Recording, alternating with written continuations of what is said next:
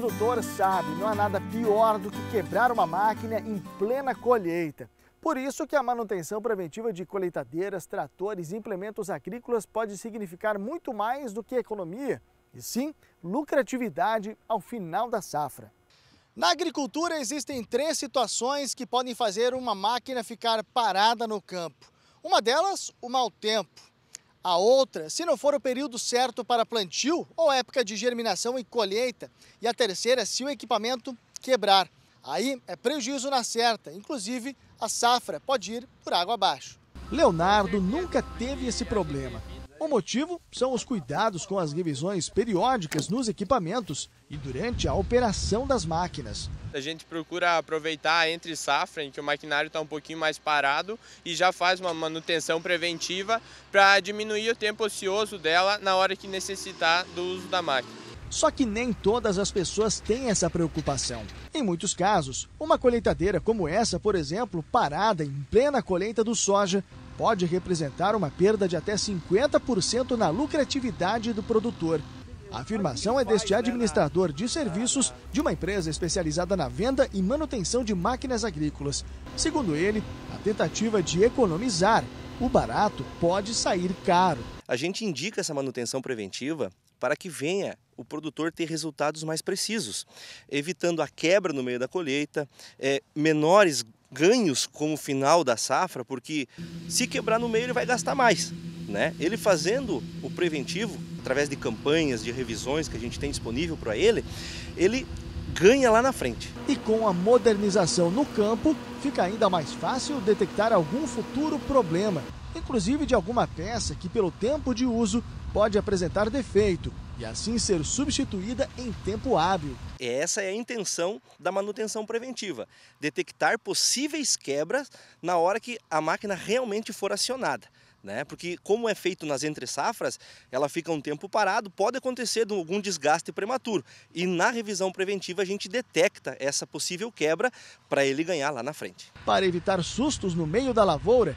esse mecânico orienta sobre alguns itens fáceis de serem verificados pelo produtor e que podem representar economia a curto, médio e longo prazo. Existe a manutenção diária que o produtor pode estar fazendo, como engraxar os rolamentos, verificação de correias, verificação de óleo. A mesma dica é dada pelo agricultor. Muitas vezes, evitar um gasto pequeno agora pode representar um alto custo em pouco tempo. Com certeza, o custo-benefício pela tranquilidade que te dá, pela praticidade, pela confiança que te dá na máquina, é muito mais viável do que tu querer economizar uma manutenção preventiva e de repente dar um problema até maior no futuro. Apesar da abertura do mercado coreano para a carne suína brasileira, tem muito produtor catarinense que está passando por uma fase difícil na atividade. A baixa nas exportações e o alto valor dos insumos tem feito muita gente pensar em abandonar o setor. Já são 6 meses sem exportar para a Rússia. O maior comprador da carne suína brasileira, que recebia 22 mil toneladas ao mês, suspendeu as importações em dezembro. Desde então, os criadores estão vendo o prejuízo se acumular. Para piorar, viram a União Europeia fechar as portas para o frango de alguns frigoríficos brasileiros. O resultado? Sobra carne no mercado interno e o preço para o produtor não sobe. Nós estamos numa dificuldade muito grande de mercado, tendo em vista várias razões que ocorreram a isso. Hoje, a comercialização dentro do mercado independente está numa média de R$ 2,60, na integração R$ 2,80, mas com um custo, segundo a própria Embrapa, de mais de R$ 3,70. Então, isso significa mais de R$ 100 por animal produzido de prejuízo para o produtor. Além da queda nas exportações, um outro fator vem preocupando os produtores. Está faltando milho no mercado e o pouco que tem está caro demais. A família Cervelin cria suínos no interior de Concórdia. Tem 1.500 animais. São integrados a uma pequena cooperativa da região que paga R$ 2,80 pelo quilo do suíno. Com custo de produção em alta, o prejuízo é de R$ 1,50 por quilo. Ele ficou caro para os suínos, na verdade, né?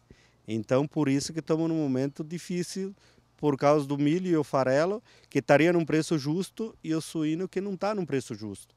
por isso que chegou nesse momento de crise e prejuízo mesmo na atividade, né? Ladi herdou a propriedade dos pais, mas não imagina os filhos vivendo da atividade. Ele já perdeu as contas de quantas crises enfrentou. Muitas vezes precisou recorrer aos bancos para manter a granja. Já passamos vários momentos, mas as crises eram menos prolongadas, né?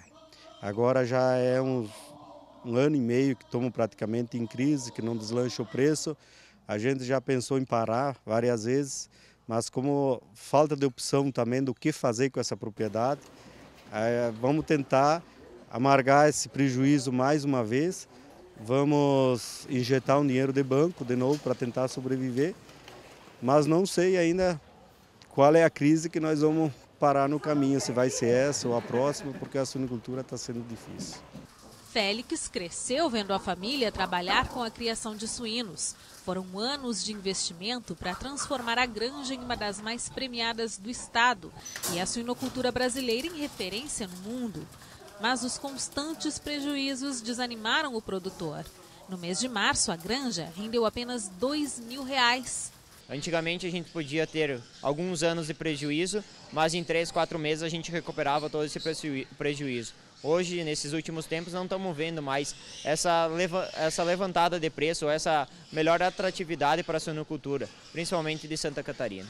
A propriedade deve encerrar as atividades em outubro. As 500 matrizes já não estão mais sendo inseminadas. E assim que os leitões são desmamados, as fêmeas vão para o abate. Dos 4 funcionários, um já foi dispensado. Outros devem ser remanejados. Alguns a gente vai fazer remanejamento, já tivemos dispensa de um funcionário e outros vão fazer remanejamento dentro da nossa propriedade para as outras atividades. E agora você fica por dentro das principais manchetes do agronegócio no Brasil. É o quadro O Campo em 1 Minuto.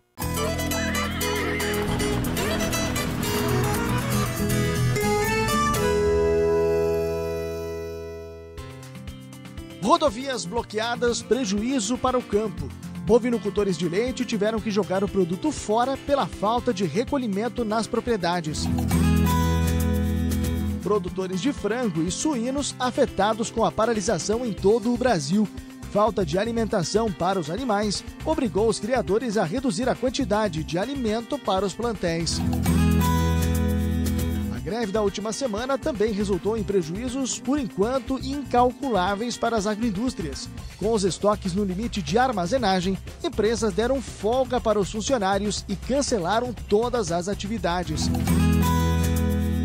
Desabastecimento nos supermercados provoca falta de alimentos e hortifrutigranjeiros nas gôndolas. Estabelecimentos foram obrigados a fazer racionamento para a venda. E daqui a pouco a gente volta com outras informações dentro do RIC Rural no último bloco, inclusive o quadro Sabor da Terra, com mais uma receita especial preparada para você.